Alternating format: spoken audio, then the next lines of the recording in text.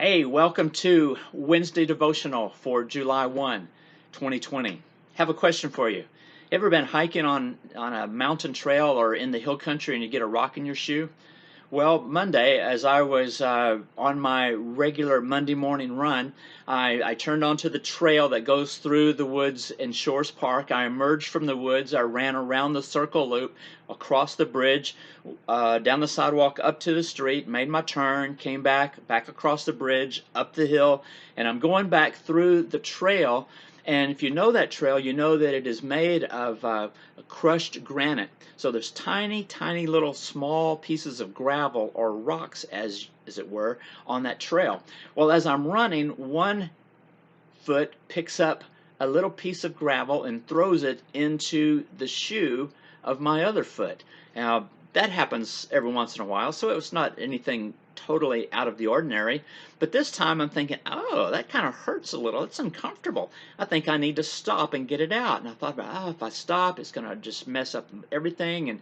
And I decided to just keep going, to soldier on, as it were.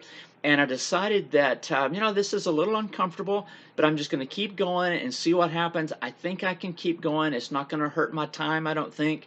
I'm not going to have any permanent injuries from it, so I'm just going to keep going and see what happens. And about that time, I realized that there's a sermon illustration in this, or a devotional talk from this, because it hit me. Life is like running with a rock in your shoe. It can be uncomfortable, but it shouldn't stop us. Besides that, I found out that the longer I ran, the more that rock began to work its way over to the side of my shoe, and it wasn't near as uncomfortable as it was when it had first entered into my shoe. And so it got to be much better, and I just kept going. A couple of Bible stories came to mind about this time as well. One is the story of King David and his family troubles. King David, the shepherd boy, the one who fought and beat Goliath, the one who was the great warrior, the one who was king of Israel, the one who's the great-grandfather, great-great-grandfather to the 20-some-odd power of Jesus Christ. The man that God referred to as the man after my own heart. That's the one. Well, we also know that David was not without his faults and without his sins. We know that he committed adultery and that he committed murder. And it took the prophet Nathan to wake him up from his sin so that he would repent, and repent he did. But even though he did repent from his sins, there were consequences to his actions that would last through the rest of his life. Sidebar, you never know what the consequences of a poor choice you make will be. One poor choice could change the course of your life forever. So keep that very much in mind. Back to David. David was told by Nathan at the time, because of what you have done, I will cause your own household to rebel against you. 2 Samuel 12:11 tells us that, and this became very true. David's firstborn son, Amon, raped one of David's daughters, Tamar. Then Amon was murdered by Absalom, one of David's other sons. Then Absalom was murdered by one of David's cousins, Joab. Talk about a dysfunctional family. 2 Samuel sometimes reads like a soap opera. But my point is, we will struggle and we will have trouble all our lives. All of us will experience the effects of sin in one way or another. Sometimes it's a result of our own personal sin. Other times it's the result of the sins of others. Other times it is simply because of the fact that we live in a world of pain and suffering caused by rebellion against God. That brings me to my second thought. Paul talks about a thorn in the flesh that he had. He mentions this in 2 Corinthians 12:7, and he calls it a messenger from Satan. And he said it had the purpose to bring torment to him. He said, I was given a thorn in my flesh, a messenger from Satan to torment me and keep me from becoming proud. Verse 8 there in 2 Corinthians chapter 12 says, 3 times I begged the Lord to take it away. Each time he said, my grace is all you need. My power works best in weakness. So now I am glad to boast about my weaknesses, so that the power of Christ can work through me.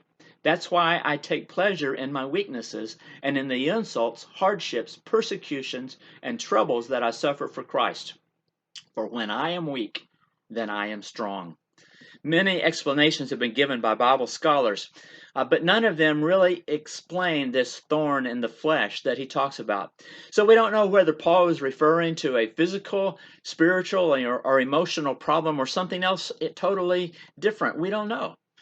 He had not been talking about a literal thorn. We're pretty sure about that. So he must have been speaking metaphorically. Some have even thought that the theories, rather, that are going around are that it may have been temptation, or it may have been a chronic eye problem. It could have been malaria, migraines, epilepsy, or a speech disability. We really don't know. Some have even said that it may refer to a person, such as Alexander the coppersmith, who, according to 2 Timothy 4:14, did, quote, a great deal of harm to me. Talking about Paul. But Paul believed that this thorn's purpose was to keep him from becoming conceited. So, God's goal in allowing the thorn in the flesh was to keep Paul humble. No one likes to live in pain. Paul asked God 3 times to remove this source of pain from him. He probably had many good reasons why he wanted to be pain-free. He could have maybe had a better and more effective ministry if he was pain-free. He could have reached more people with the gospel, possibly. He could have glorified God more. But God was more concerned about building Paul's character and preventing pride.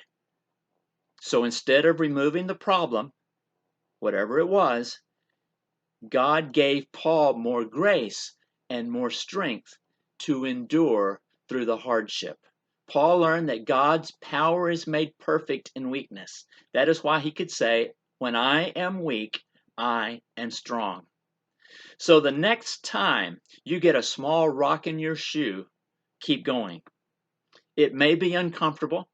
It might even hurt a little bit, but God has allowed it, and He has promised to use it to build your character if you'll trust Him and if you'll keep on His path. God's grace and strength are enough to help you through any trouble. That's it for today. Keep in mind, God's grace is enough. See you next time.